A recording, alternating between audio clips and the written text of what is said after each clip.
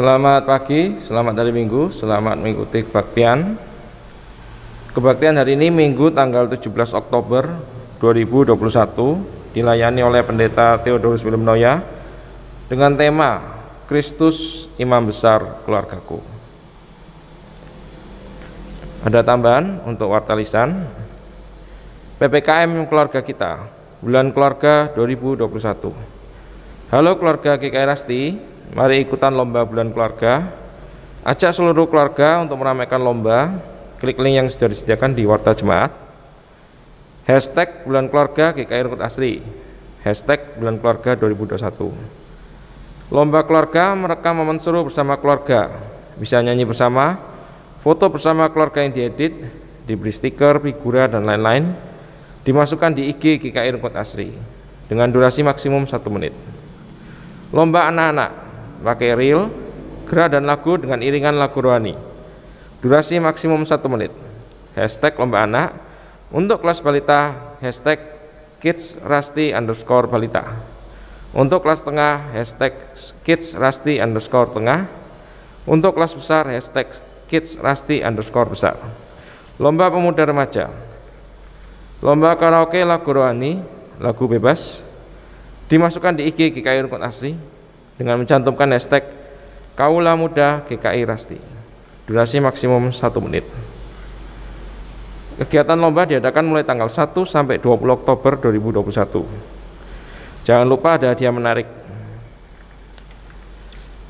Ngobrol santai bulan keluarga 2021. Mari jemaat, di bulan keluarga kali ini kita ikutan ngobrol santai, ngobras tentang tips-tips komunikasi dan pembahasan sekitar relasi berkeluarga di masa pandemi bersama narasumber kita, Pendeta Roni Nathanael dan Ibu Dorothea dari GKI Gading Indah, Jakarta.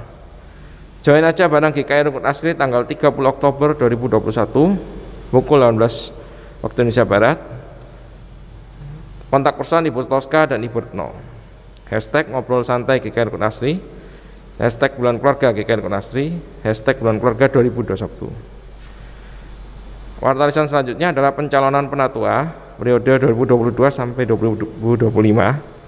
Dengan ini diumumkan kepada segenap anggota Jemaat Sidi GKI Rungkut Asri untuk mencalonkan beberapa anggota Jemaat Sidi sebagai penatua GKI Rungkut Asri periode 2022 sampai 2025. Penatua yang berakhir masa jabatannya tahun 2022 dan dapat dipilih kembali yaitu Penatua Handi Wijaya, alamat Jalan Barat 4B65 Surabaya, dan Penatua Putirai Daniel Ishak, Jalan Nukut Permai 1B5 Surabaya.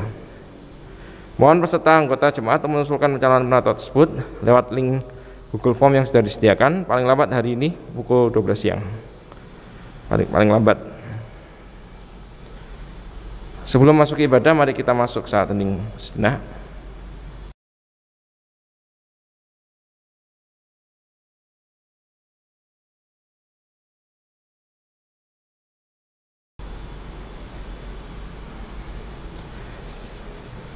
Bapak, Ibu, Om, Tante, Oma, Opa, Kakak, Adik, mari datanglah kepada Tuhan dengan sukacita, kepada Sang Sumber Damai Sejahtera dengan nyanyian syukur.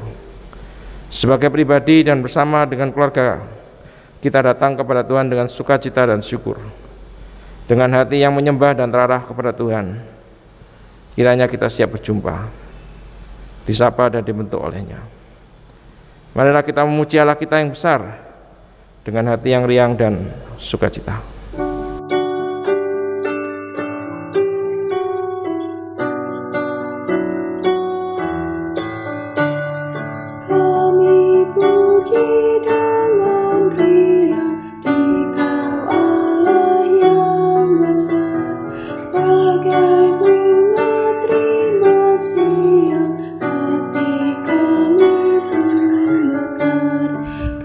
Keputusan dan derita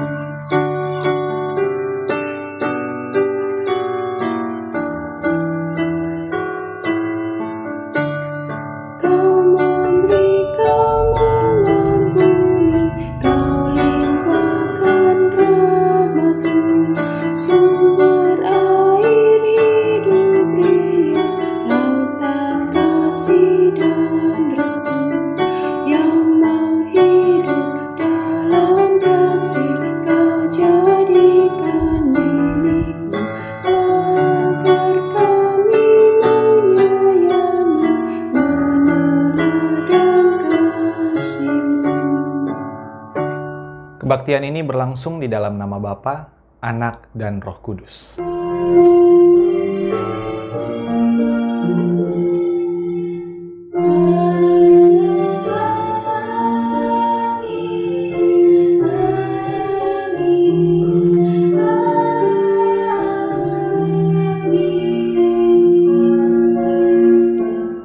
Tuhan beserta saudara sekalian. Dan menyertai saudara juga. Sebab setiap imam besar yang dipilih dari antara manusia ditetapkan bagi manusia dalam hubungan mereka dengan Allah, supaya ia mempersembahkan persembahan dan korban karena dosa. Saudara-saudari, Yesus Kristus adalah imam besar kita. Ia adalah imam besar yang merengkuh kehidupan dalam keselamatan. Karena itu kita diajak untuk hidup dalam pimpinan Kristus dengan saling merengkuh anggota keluarga dalam kasih keselamatan.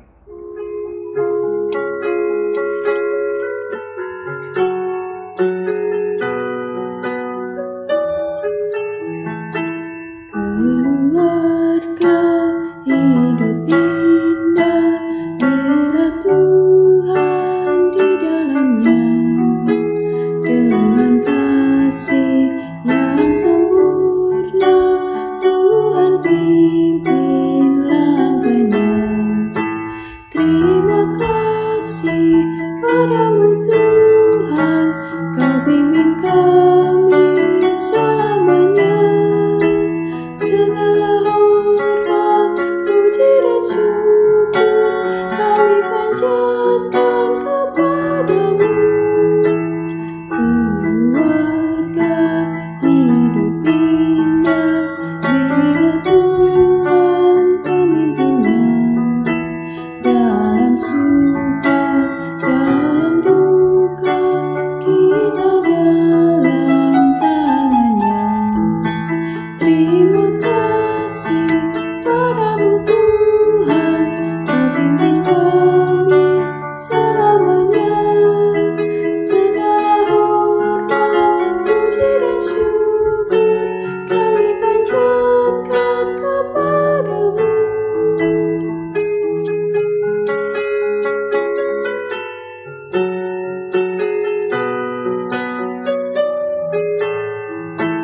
Ya Roh Kudus, bimbing kami agar selalu bersamamu. Ajar kami, tolong kami mewujudkan kasih-Mu. Terima kasih padamu Tuhan, Kau pimpin kami selamanya. Segala hormat, puji dan syukur kami panjatkan kepadamu. Mari mengaku dosa kita berdoa.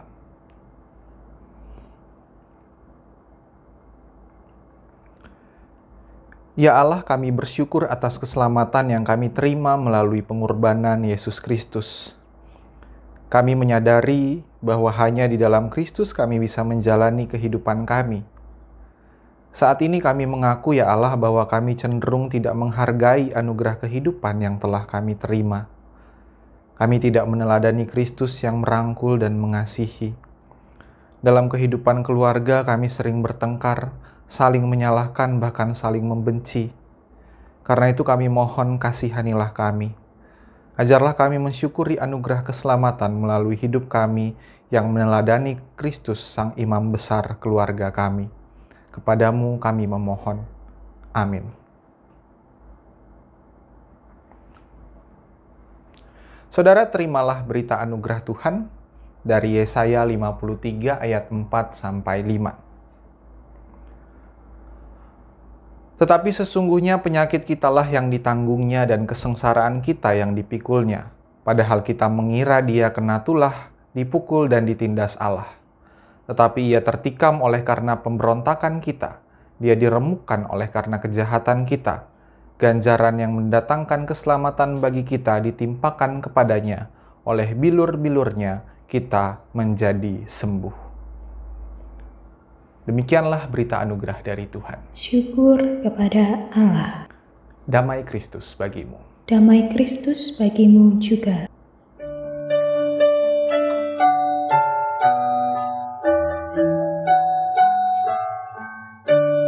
Dihapuskan dosaku hanya oleh darah Yesus.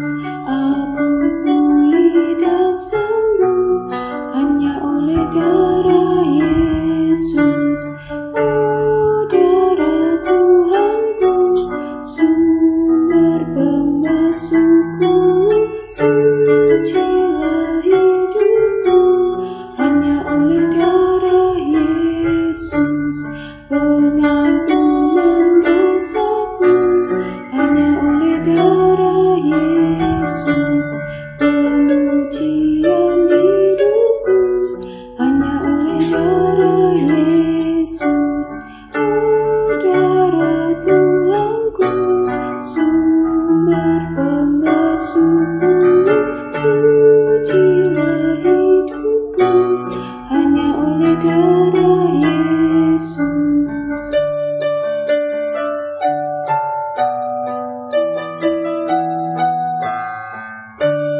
Pendamaian bagiku hanya oleh darah Yesus, bukan oleh amalku, hanya oleh darah Yesus. Oh, darah Tuhanku, sumber pembasuhku, sucilah hidupku hanya oleh darah Yesus.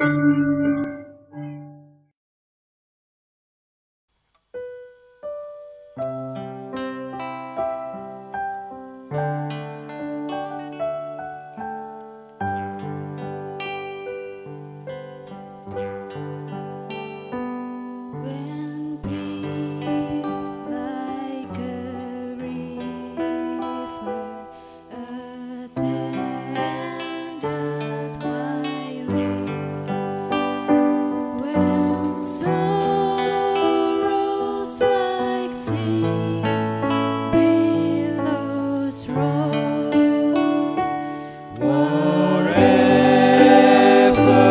my love has taught me to say, it is well with my soul. It is well with my soul. It is well with my soul.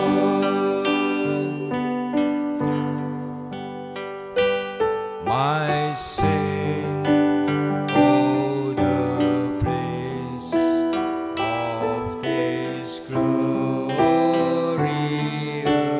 task. My sin, not in part, but the whole is nailed to the cross, and I bear it no more. Praise the Lord, oh my soul. It is well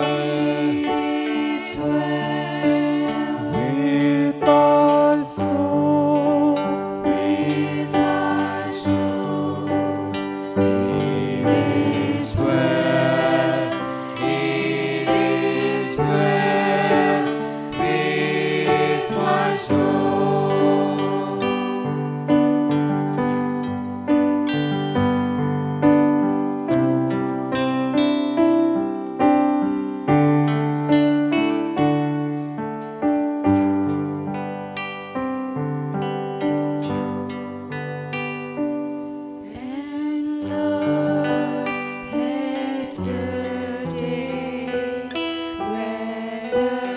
spirit shall be sown.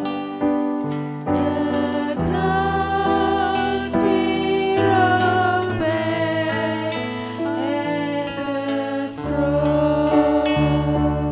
The trump shall restore, and the Lord shall listen.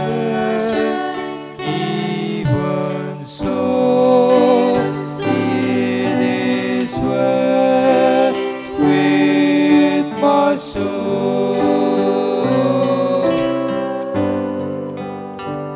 It is well. It is well with my soul. With my soul. It is well. It is well with my soul. It is well, it is well with my soul.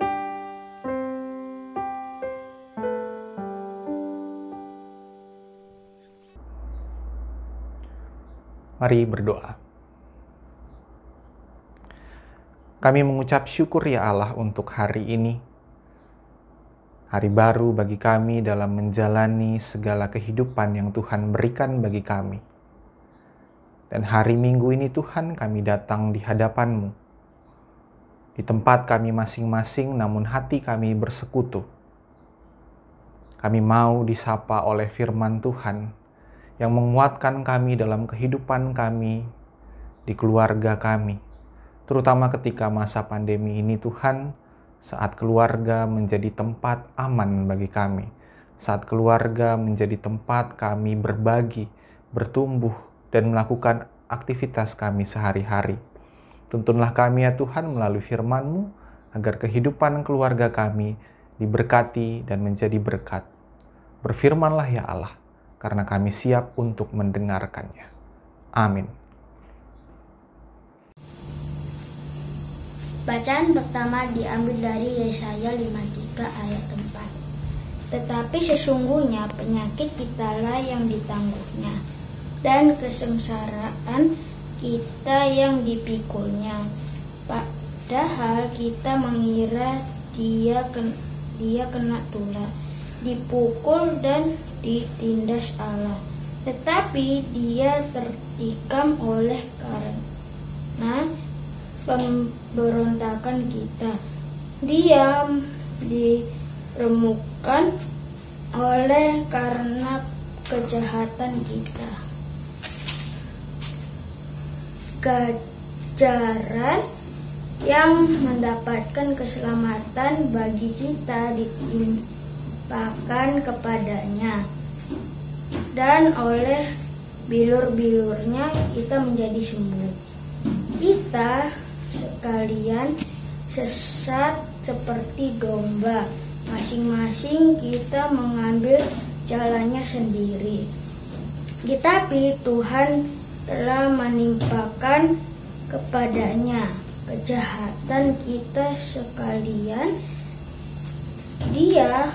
Dianya, tetapi dia membiarkan diri ditindas dan tidak membuka mulutnya seperti anak domba yang dibawa ke pembantaian, seperti induk domba yang keluh di depan orang-orang yang mengunting bulunya. Ia tidak membuka mulutnya. Sesudah penahanan dan penghukuman ia terambil. Dan tentang nasibnya, siapakah yang memikirkannya? Sungguh, ia terputus dari negeri orang-orang hidup. Dan karena pemberontakan umatku, ia kena tulah. orang mendapatkan kuburnya di antara orang-orang fisik, dan dalam matinya ia ada di antara penjahat-penjahat.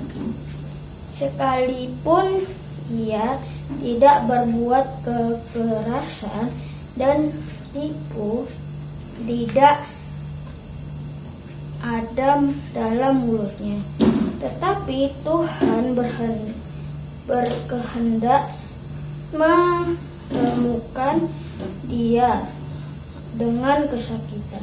Apabila ia menyerahkan dirinya sebagai korban menebus salah, ia akan melihat keturunannya umurnya akan lanjut, dan kehendak Tuhan akan terlaksanakan oleh sesudah kesusahan jiwanya, ia akan melihat terang dan menjadi puas, dan hambaku itu sebagai orang yang benar akan membenarkan banyak orang oleh hikmatnya. Dan kejahatan mereka dipikul. Sebab itu aku akan membagikan kepadanya orang-orang besar sebagai rampasan, dan ia akan memperoleh orang-orang kuat sebagai jarahan, yaitu sebagai ganti, karena ialah menyerahkan nyawanya ke dalam maut, dan karena ia terhitung di antara pemberontak-berontakan, sekalipun ia menanggung dosa banyak orang dan berdoa untuk pemberontakan. Demikian sabda Tuhan. Syukur kepada Allah. Marilah kita menanggapi bacaan tadi dengan Mazmur 91 ayat 9 sampai 16. Kemalangan tak akan menimpamu, sebab Tuhan tempat berteduh. Tulah tak akan mendekati kemahmu, sebab malaikat menjagamu. Dan kakimu tak akan terbentur batu, sebab malaikat menantangmu. Singa dan ular tedung kau langkahi, sebab malaikat menjagamu.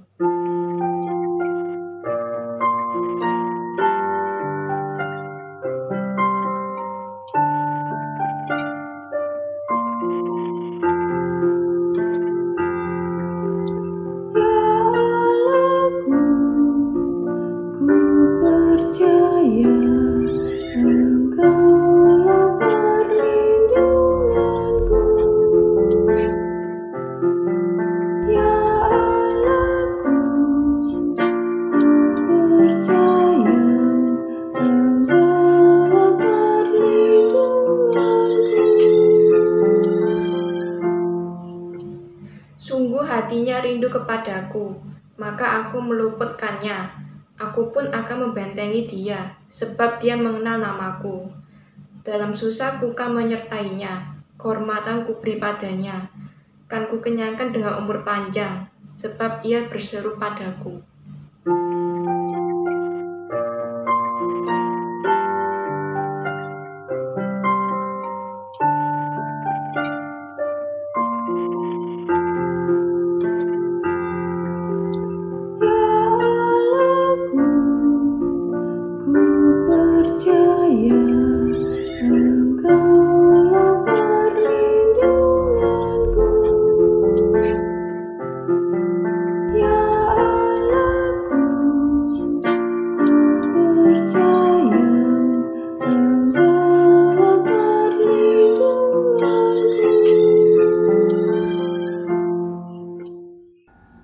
Bacaan kedua diambil dari Ibrani 5 ayat 1. Sebab setiap imam besar yang dipilih dari antara manusia ditetapkan bagi manusia dalam hubungan mereka dengan Allah, supaya ia mempersembahkan persembahan dan korban karena dosa. Ia harus dapat mengerti orang-orang yang jahil dan orang-orang yang sesat, karena ia sendiri penuh dengan kelemahan, yang mengharuskan untuk mempersembahkan korban karena dosa, bukan saja bagi umat, tetapi juga bagi dirinya sendiri. Dan tidak seorang pun yang mengambil kehormatan itu bagi dirinya sendiri, tetapi dipanggil untuk itu oleh Allah, seperti yang telah terjadi dengan Harun. Demikian pula Kristus tidak memuliakan dirinya sendiri dengan menjadi imam besar, tetapi dimuliakan oleh Dia yang berfirman kepadanya, "Anakku, engkau telah kuperanakan pada hari ini," sebagaimana firman-Nya dalam suatu nas lain, "Engkau adalah imam untuk selama-lamanya menurut peraturan Melkisedek." Dalam hidupnya sebagai manusia, ia telah mempersembahkan doa dan permohonan dengan ratap tangis dan keluhan kepada Dia yang sanggup menyelamatkannya dari maut, dan karena kesalehannya ia telah didengar. Dan sekalipun ia adalah anak, ia telah belajar menjadi taat dari apa yang telah dideritanya, dan setelah mencapai kesempurnaannya, ia menjadi pokok keselamatannya yang abadi bagi semua orang yang taat kepadanya. Dan ia dipanggil menjadi imam besar oleh Allah menurut peraturan Melkisedek. Demikianlah sabda Tuhan. Syukur kepada Allah. Injil Tuhan kita Yesus Kristus menurut Markus pasal 10 ayat 35.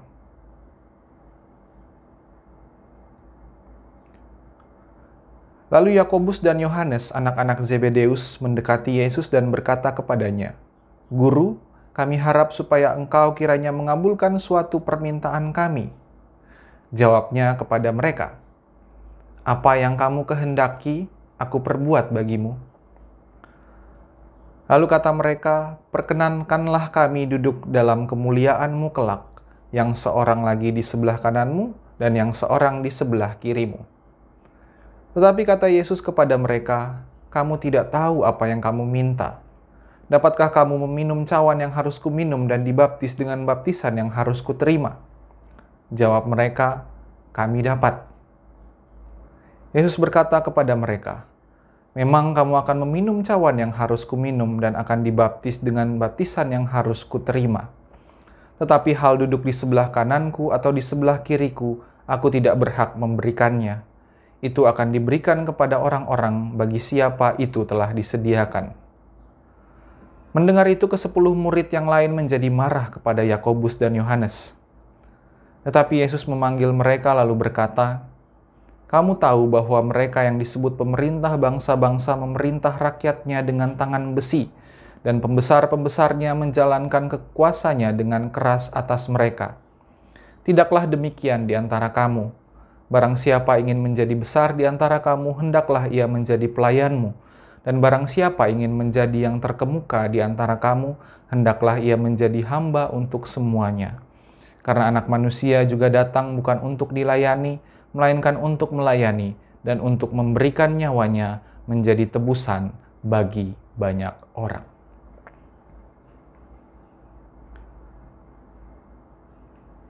Demikianlah Injil Yesus Kristus. Yang berbahagia ialah mereka yang mendengarkan firman Allah dan yang memeliharanya.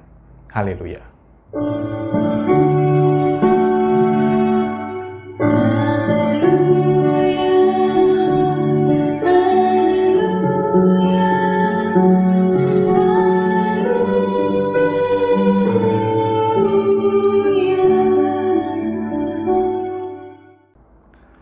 Selamat hari Minggu Bapak Ibu Saudara semuanya.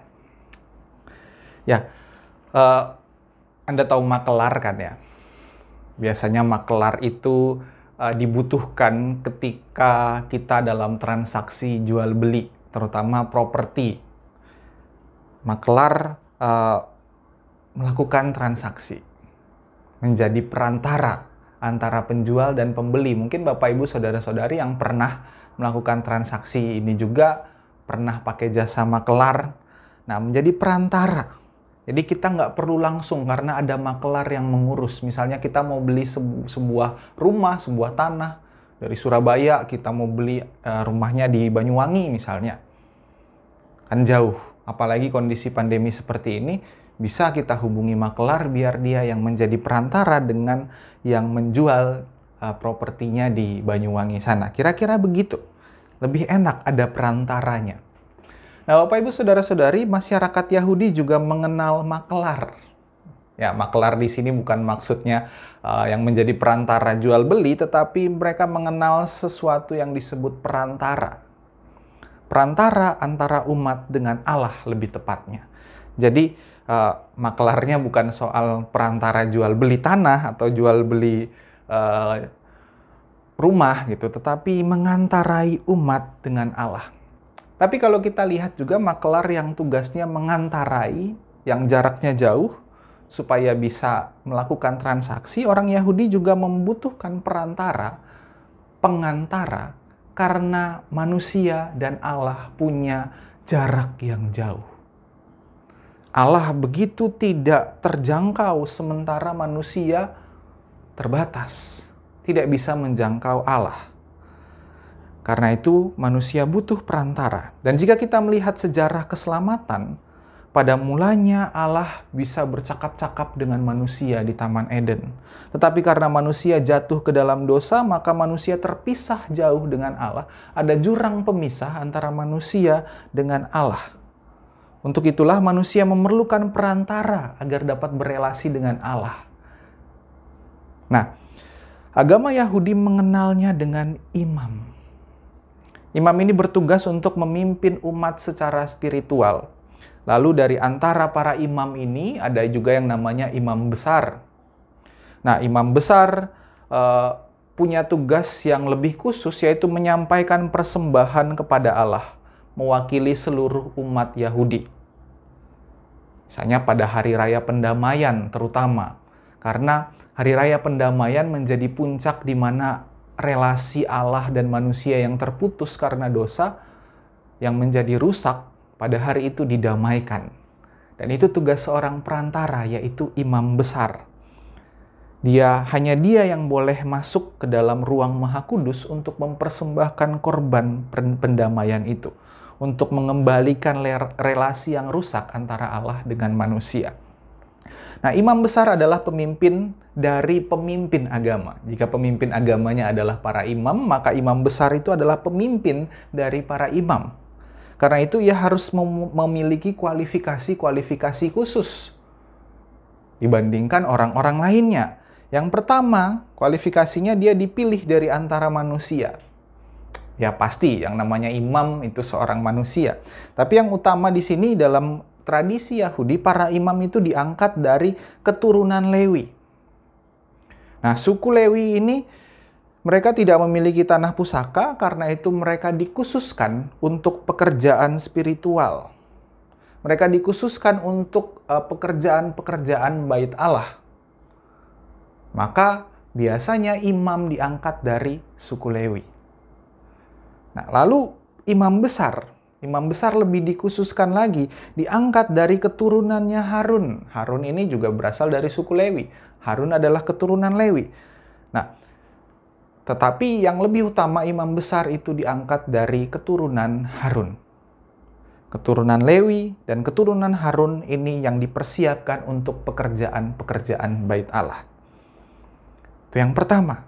Yang kedua, dia memiliki fungsi untuk mengantarai Allah dan manusia.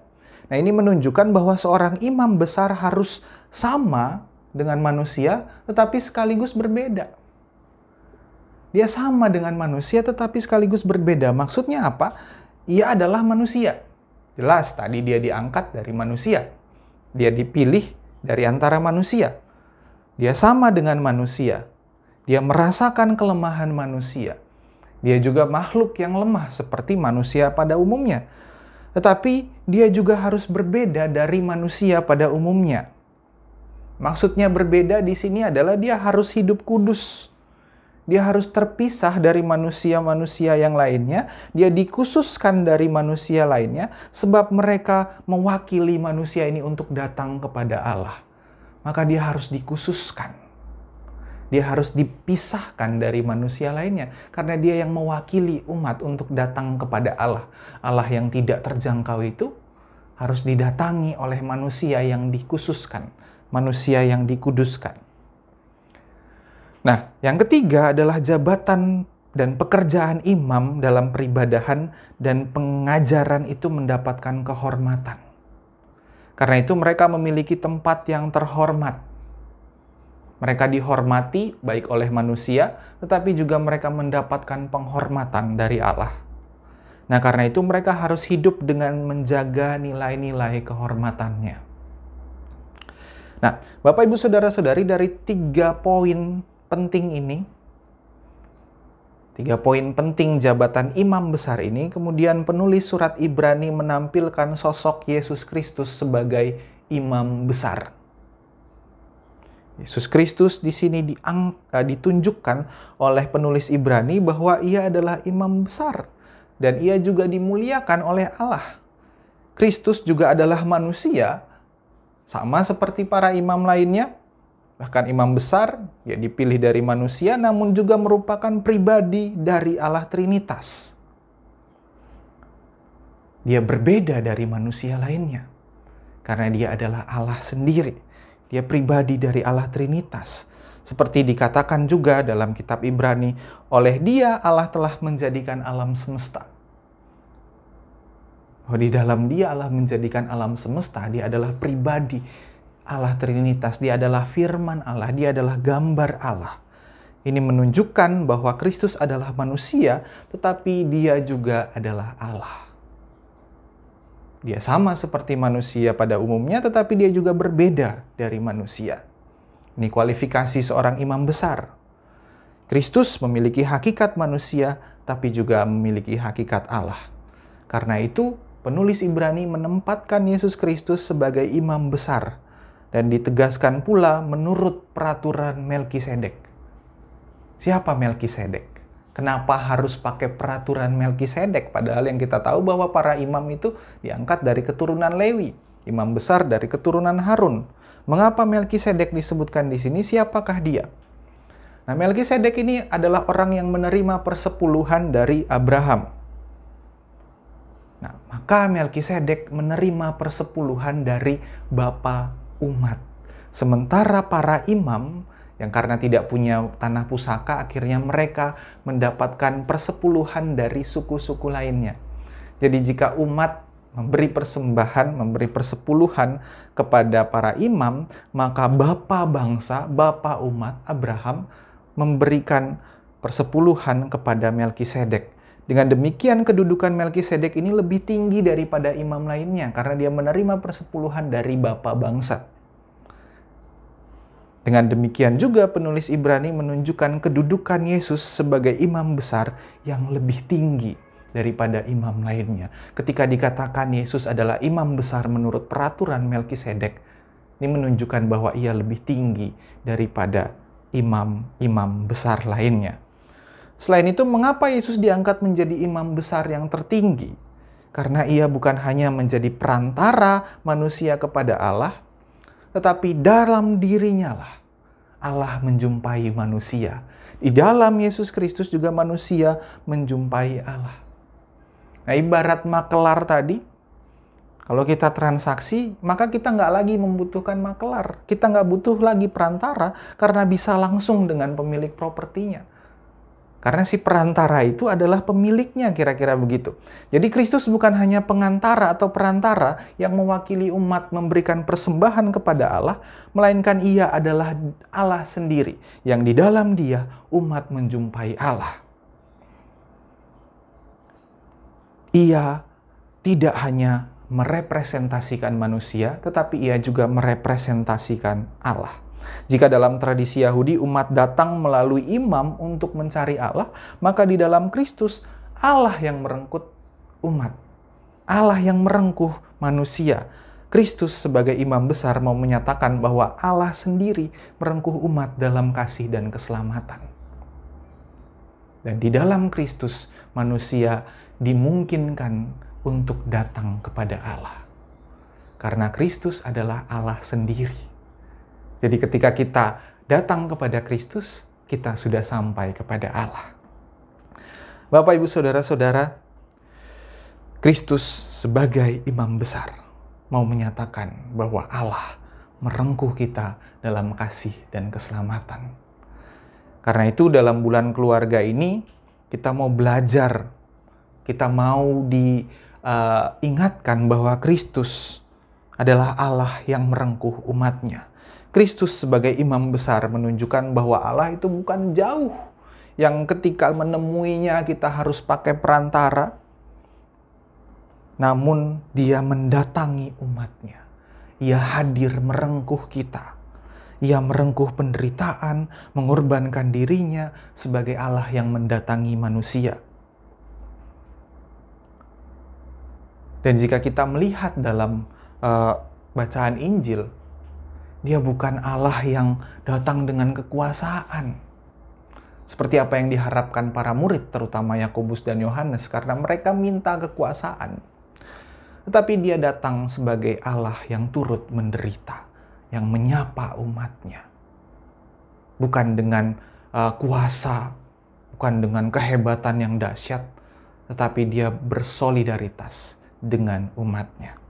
Karena itu sebagai keluarga kita belajar untuk menempatkan Yesus Kristus sebagai imam besar keluarga kita dengan cara kita meneladaninya, menjalin relasi yang dekat dengan keluarga, bukan dalam kekuasaan yang tinggi bahwa saya penguasa, terutama orang tua kepada anak atau suami kepada istri, bukan dalam relasi yang timpang, tetapi relasi yang setara, yang merengkuh pihak-pihak yang lemah. Orang tua merengkuh anaknya, suami merengkuh istrinya, dan saling merengkuh yang lain. Di dalam kelemahan, di dalam kasih, kepedulian, dan pengorbanan diri. Demikianlah kita menjadi keluarga-keluarga yang menempatkan Kristus sebagai imam besar keluarga kita. Tuhan menyertai kita. Amin.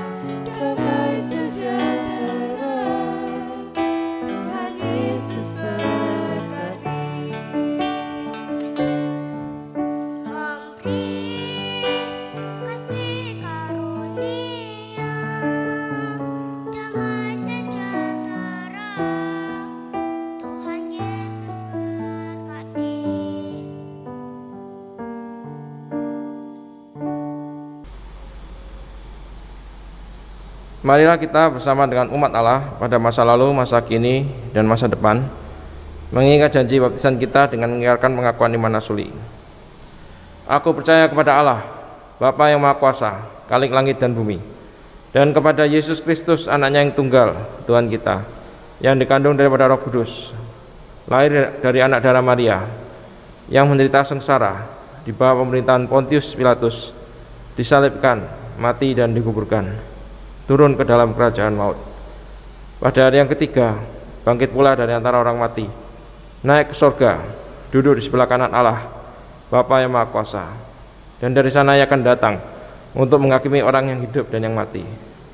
Aku percaya kepada Roh Kudus, gereja yang kudus dan am, persekutuan orang kudus, pengampunan dosa, kebangkitan orang mati, dan hidup yang kekal. Amin.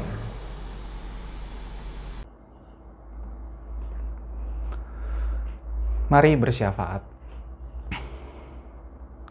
Kami mengucap syukur ya Allah karena Engkau datang di dalam Kristus menjadi imam besar bagi kami, menjadi pengantara yang melalui Kristus kami dapat merasakan kasih dan penyertaan Allah, kehadiran Allah. Karena itu ajarlah kami untuk menjadi rekan, menjadi sahabat. Sebagaimana Kristus memberi dirinya, kami pun memberi diri bagi kehidupan keluarga kami. Kami berdoa Tuhan bagi keluarga-keluarga di jemaat ini, di GKI Rungkut Asri. Tuhan berkati, Tuhan sertai dalam kehidupan, dalam keseharian. Kami berdoa juga bagi mereka yang mungkin saat ini sedang menderita sakit dalam perawatan, dalam pemulihan. Kiranya Tuhan yang menghibur dan menguatkan. Biarlah keluarga menjadi tempat mereka merasa nyaman, merasa aman dan tenang, merasakan kasih Tuhan yang selalu memeluk, merangkul dan memelihara sekalipun dalam keadaan yang lemah. Dan melalui keluargalah dipancarkan kasih Tuhan. Sertai mereka dan lindungilah mereka ya Tuhan. Kami bersyukur bagi mereka juga yang bersuka cita, berbahagia karena pertambahan usia, mereka yang berulang tahun pernikahan, mereka yang mendapatkan pekerjaan baru atau berhasil dalam karyanya. Kiranya sukacita dan kebahagiaan mereka Tuhan lengkapi dengan syukur kepadamu. Yang berdoa juga bagi mereka yang mengalami kegagalan, kehilangan, patah hati, berduka dan bersedih. Biarlah mereka terus percaya pada penyertaan Tuhan, tangan Tuhan yang membawa pengharapan. Bagi mereka yang saat ini sedang bergumul, yang tidak mungkin secara fisik mereka tidak mengalami sakit, namun secara psikologis mereka yang harus berjuang dengan keadaan sehari-hari, mereka yang harus berjuang dengan kecemasan, dengan depresi, dengan hal-hal yang lainnya yang mungkin kami sebagai rekan, sebagai sahabat tidak terlalu memahaminya. Kami gagap, namun ajarlah kami untuk ada, untuk hadir bagi mereka, menjadi teman bagi mereka. Tuhan tolong dan sertailah kami. Kami berdoa bagi bangsa kami ya Tuhan, Indonesia, dalam program-program yang dicanangkan oleh pemerintah, dalam kebijakan-kebijakan mereka, Tuhan sertai. Tuhan berikanlah hikmat bagi pemerintah kami, tolonglah bangsa kami untuk dapat berjuang bersama demi keadilan dan kesejahteraan. Tolonglah pemerintah kami untuk dapat bertindak dan berpikir bijaksana demi kebaikan bangsa kami.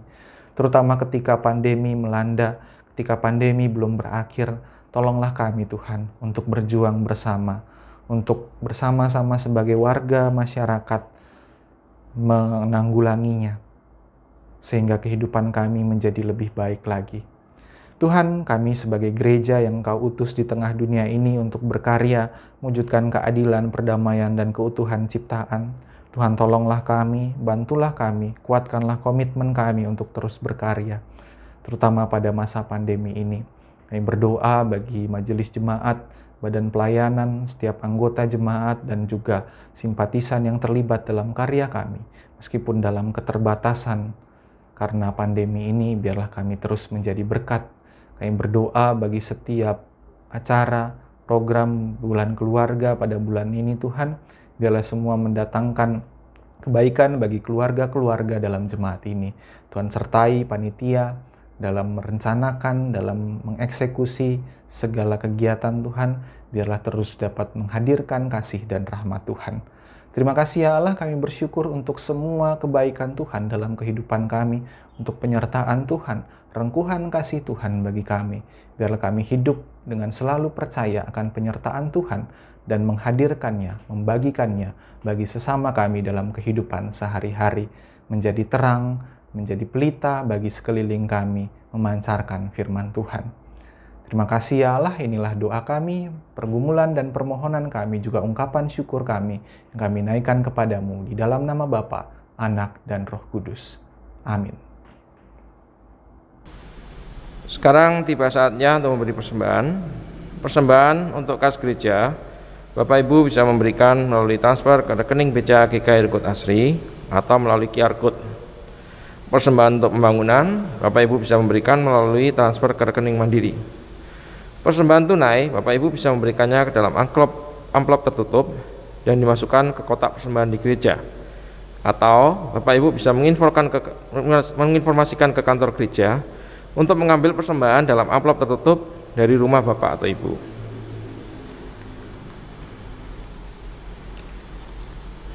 Umat Tuhan, marilah menyanyikan pujian dan mengucap syukur kepada Tuhan karena cinta kasih-Nya yang besar. Mazmur 100 ayat 4 mengajak kita, masuklah melalui pintu gerbangnya dengan nyanyian syukur, ke dalam pelatarannya dengan puji-pujian. Bersyukurlah kepadanya dan pujilah namanya.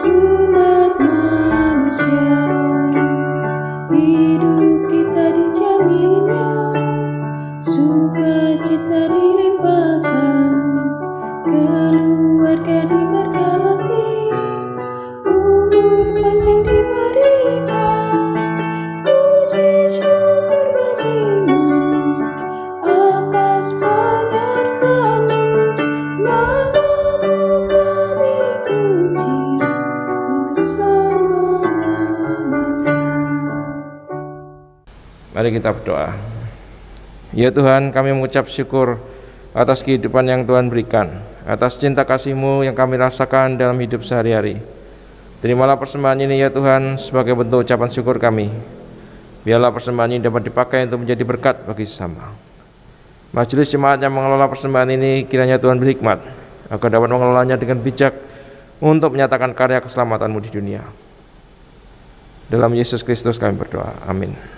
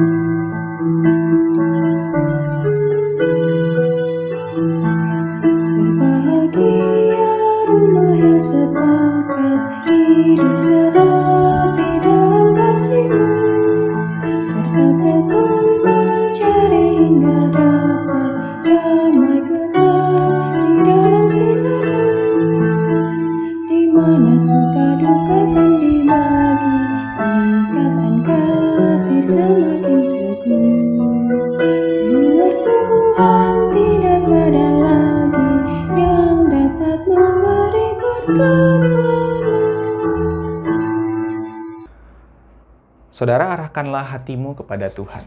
Kami mengarahkan hati kami kepada Tuhan. Jadilah saksi Kristus, Sang Imam Besar keluarga kita. Syukur kepada Allah Terpujilah Allah Bapa, Anak, dan Roh Kudus, yang tidak pernah memisahkan kita dari kasih-Nya sekarang dan selamanya. Kini terimalah berkat Tuhan dan jadilah berkat. Kiranya Bapa merahmatimu dengan pekerjaan dan sukacita dalam bekerja, serta penghasilan yang cukup untuk hidupmu sekeluarga. Kiranya Kristus mendekatkanmu kepada para sahabat dan kekasih yang menambahkan pengetahuan dan kegembiraan hidup untuk mencerahkan pikiranmu dan menghangatkan hatimu. Kiranya Roh Kudus menyempurnakan kebaikan dan keberanianmu agar engkau bertahan di segala musim dan cuaca kehidupan, hingga Allah Tritunggal merengkuhmu kelak dalam persekutuan cintanya yang kekal, sekarang sampai selama-lamanya.